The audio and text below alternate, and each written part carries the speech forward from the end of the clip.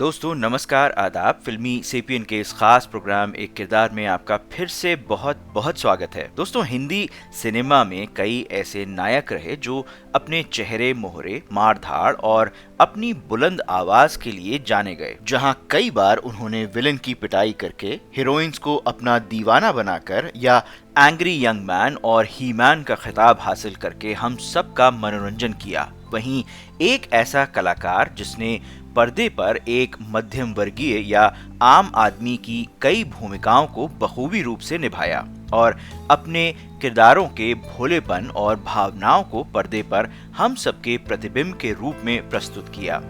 जी दोस्तों, आज हम बात कर रहे हैं हिंदी सिनेमा के आम आदमी अमोल पालेकर साहब के बारे में, जिन्होंने 70 और 80 के दशक में एक से बढ़कर एक कई कामयाब फिल्में दी। अपने अभिनय से उन्होंने आम आदमी की बेबसी और अरमानों को भी पर्दे पर बखूबी निभाया। वे एक बेहतरीन निर्माता भी रहे, जिन्होंने बेहद संवेदनशील मुद्दों को लेकर कई फिल्में बनाई और एक निर्देशक के रूप में उन्हें महिलाओं के संवेदनशील चित्रण, भारतीय साहित्य से क्लासिक कहानियों के चयन और प्रगतिशील मुद्दों की समझदारी से निपटने के लिए जाना जाता है। उन्होंने राष्ट्रीय नेटवर्क पर कई टेलीविजन धारावाहिकों का भी निर्देशन किया, जैसे कच्ची धूप, मृगनयनी, नकाब, बाउल खुना और कृष्णा काली। अमोल पालेकर साहब का जन्म 24 नवंबर 1944 को मुंबई में एक मराठी भाषी मध्यम वर्गीय परिवार में कमलाकर पालेकर जी और सुहासिनी पालेकर जी के घर पर हुआ था।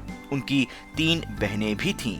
उनके पिताजी जनरल पोस्ट ऑफिस में काम करते थे और उनकी माताजी एक निजी कंपनी में काम करती थीं। पालेकर साहब ने sir J school of arts Mumbai से ललित कला यानी फाइन आर्ट्स का अध्ययन किया और एक चित्रकार के रूप में अपने कलात्मक करियर की शुरुआत की। एक चित्रकार के रूप में उन्होंने 7 वन मैन शोज प्रदर्शनियां भी लगाईं और कई समूह शो में भी भाग लिया, जो कि एक चित्रकार के तौर पर काफी बड़ी बात थी और उन्हें चित्रकारी की दुनिया में एक बड़ा चमकता सितारा बताया जाता था।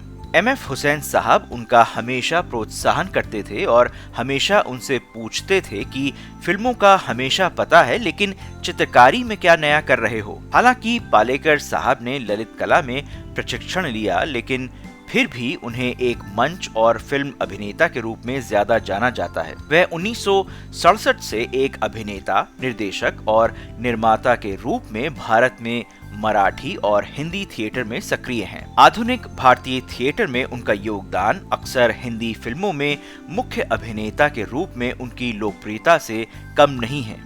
एक साक्षात्कार में अपने पूरे फिल्मी सफर को संक्षेप में बताते हुए पालेकर साहब बताते हैं कि I was an actor by accident, producer by compulsion and director by choice। मतलब वे संयोगवश एक अभिनेता, मजबूरी से निर्माता और अपनी पसंद से एक निर्देशक बने।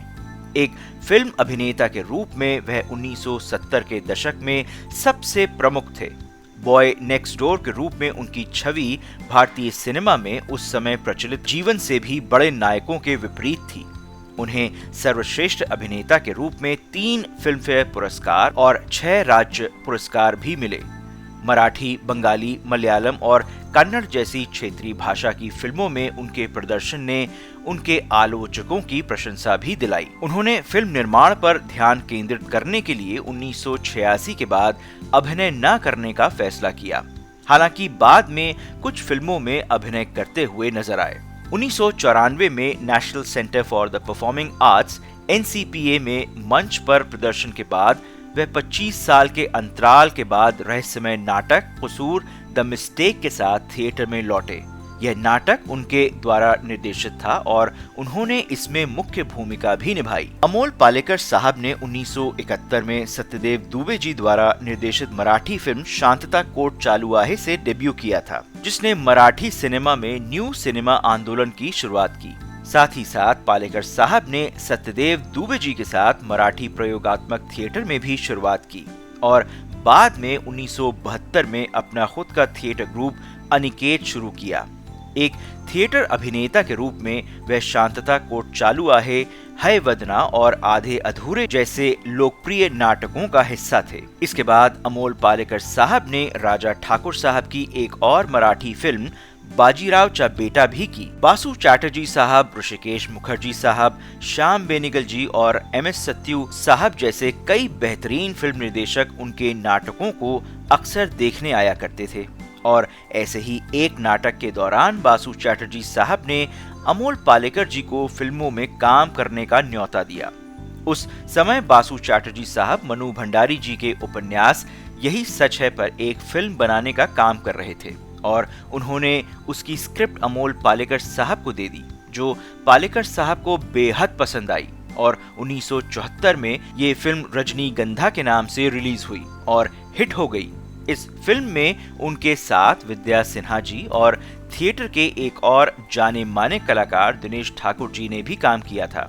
इसके बाद पालेकर साहब को मध्यम वर्गीय किरदारों वाली कॉमेडीज में ऐसी कई अन्य भूमिकाएं मिली। इनमें से अधिकतर बासु चैटर्जी साहब या ऋषिकेश मुखर्जी साहब द्वारा निर्देशित फिल्में थीं और इनमें गोलमाल और नरम गरम जैसी फिल्में भी शामिल थीं। 1979 की सुपरहिट कॉमेडी फिल्म गोलमाल के लिए उन्हें सर्वश्रेष्ठ अभिनेता का फिल्मफेयर पुरस्कार भी मिला। अमोल पालेकर साहब के हिंदी फिल्म करियर की शुरुआत रजनीगंधा, छोटी सी बात और चिच्चोर जैसी हिट फिल्मों से हुई, जिसके बाद उन्होंने श्याम बेनेगल साहब की बेहतरीन फिल्म भूमिका की, जिसमें वे एक नकारात्मक किरदार में नजर आए। अपने करियर के शुरुआती दौर में उनके अनुसार यह एक साहसी कदम था। उनका एक और नकारात्मक किरदार विधु विनोद चोपड़ा साहब की फिल्म खामोश में नजर आया, जहां उन्होंने एक खूनी के रूप में बेहतरीन छाप छोड़ी। इस फिल्म को हमारे अनुसार बॉलीवुड की कुछ बेहतरीन मर्डर मिस्ट्रीज में से एक माना जाएगा।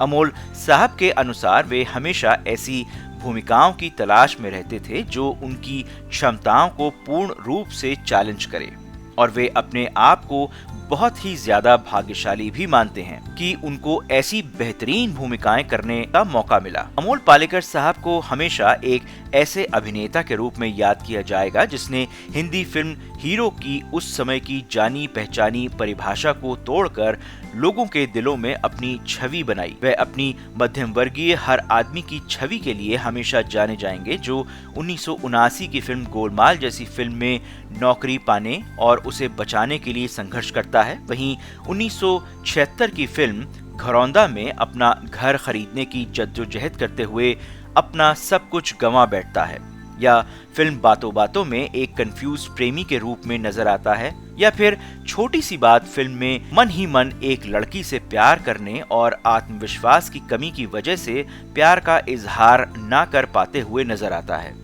अमोल पालेकर साहब के अनुसार एक आर्टिस्ट को हमेशा कुछ नया खोजते रहना चाहिए और दर्शकों को भी हमेशा कुछ नया परोसना चाहिए, क्योंकि दर्शक भी हमेशा कुछ नए की तलाश में रहते हैं और अच्छे और नए काम को हमेशा प्रोत्साहित करते हैं। एक निर्देशक के तौर पर भी उनकी छवि बेहतरीन रही, जहां उन्होंने करीब 15 के आसपास फिल्मों का निर्माण किया। उनकी पहली फिल्म आक्रीत 1980 में आई, जिसमें अमोल पालेकर साहब ने खुद उसमें एक नकारात्मक भूमिका निभाई। वहीं उनकी 1990 की फिल्म थोड़ा सा रूमानी हो जाए में उन्होंने एक नया संगीतमय प्रयोग किया। उनकी यह फिल्म आगे चलकर ह्यूमन बिहेवियर से संबंधित प्रबंधन पाठ्यक्रमों और अध्ययनों का हिस्सा भी बनी। 2006 में क्वेस्ट, जिसने सर्वश्रेष्ठ फीचर फिल्म का राष्ट्रीय फिल्म पुरस्कार जीता, वहीं 2011 की फिल्म धूसर, जिसने महाराष्ट्र राज्य फिल्म पुरस्कार भी जीता। अमोल पालेकर साहब ने महिलाओं के चित्रण में संवेदनशीलता प्रदर्शित की, जिसके प्रति उनका काफी लगाव था। 1979 में 16वां सावन में उनकी जोड़ी 16 साल की श्रीदेवी जी के साथ बनी, जो नायिका के रूप में उनकी पहली हिंदी फिल्म थी। इस फिल्म में अमोल पालेकर साहब ने एक बौद्धिक रूप से अक्षम व्यक्ति की भूमिका निभाई, जो मूल तमिल फिल्म में कमल हासन द्वारा निभाया गया किरदार था।